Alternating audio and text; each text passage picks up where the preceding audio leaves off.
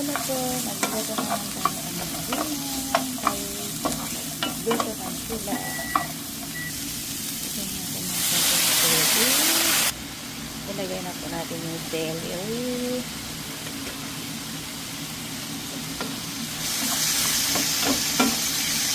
Ito po ay walang saho. Puro ulo lang po. Lagyan na rin po natin ang dry fish.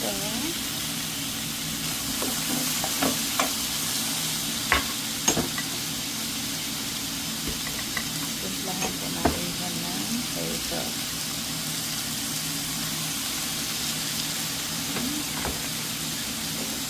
At lagyan din natin ng black pepper.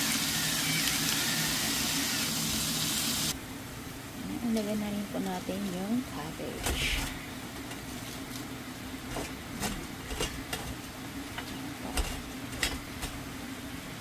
Cabbage tayo.